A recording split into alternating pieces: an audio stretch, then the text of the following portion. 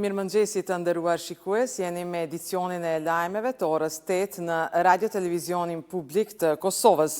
Në katedralën Nëna Terezë në Prishtinë është mbajtur mesha solemne e Krishtlindjes e udhëhequr nga i peshkvi i Kosovës Imzot Dot Gjergji.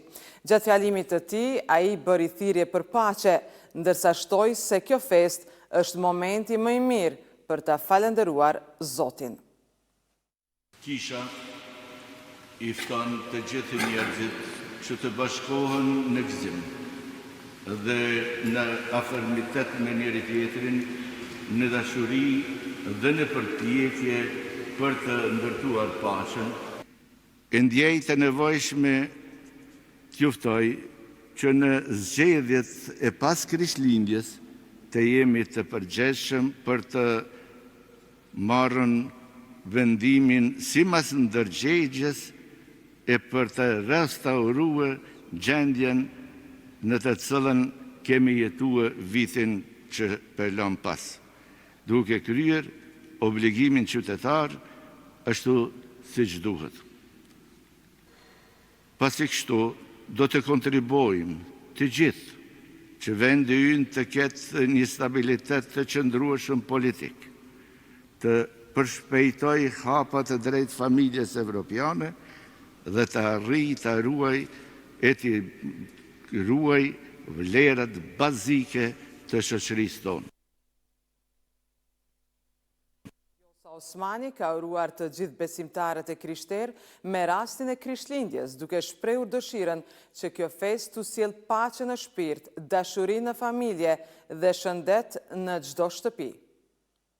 Në këtë natë Krishtlindjeje le të kujtojmë se drita e shpresës dhe dashuria për të tjerët janë ato që mund të transformojnë botën përreth nesh. Le t'i hapim zemrat dhe shtëpitë tona, jo vetëm për gëzim dhe festë, por edhe për mirësi, për kujdesje dhe solidaritet.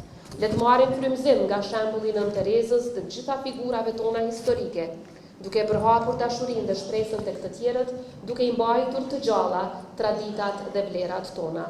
Qofshin ditët tuaja të mbushura me paqe, shëndet, gëzim dhe dashuri të pakufishme, për shumë mot gëzuar Krishtlindjen dhe një vit të ri plot bekime për të gjithë.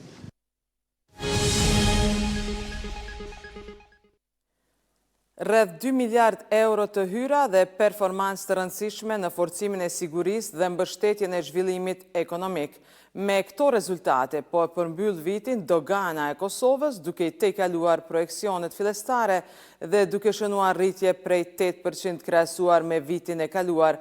Bazuar në raportin vjetor, kjo arritje pasqyron rritjen ekonomike, përmbushjet e obligimeve tatimore dhe bashkëpunimin e shtuar të bizneseve me institucionet shtetërore, nga të cilat rrjedhin rreth 90% e të hyrave totale.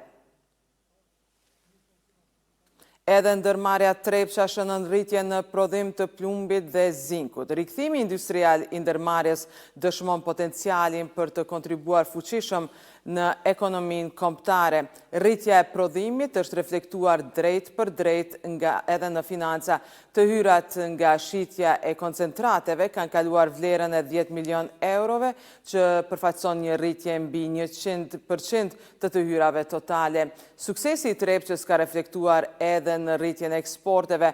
Vetëm gjatë dhjetorit të këtij viti, nga njësia minerare Kopaonik Leposavić janë eksportuar në fakt mbi 214 ton koncentrat plumbi. Operatori i sistemit transmisionit dhe tregut të energjisë elektrike të Kosovës paralajmëron për ngarkesë maksimale të arritur dhe rrezikun e mundshëm të reduktimeve të kontrolluara në rast të mbingarkesës. KOST u ka bërë thirrje qytetarëve, institucioneve dhe bizneseve për ulje të konsumit të energjisë, gjë që do të siguronte stabilitet në rrjet dhe furnizim të pandërprerë me energji elektrike. KOST prodhon energji elektrike në 4 bloqe deri në 800 MW në orë, ndërkaq aktualisht në Kosovë konsumi për orë po arrin 1400 MW. Të nderuar shikues, ishte kjo e tëra që kemi përgatitur për këtë edicion të lajmeve. Ne takojmë sërish në orën 9. Bashkë mirupafshim.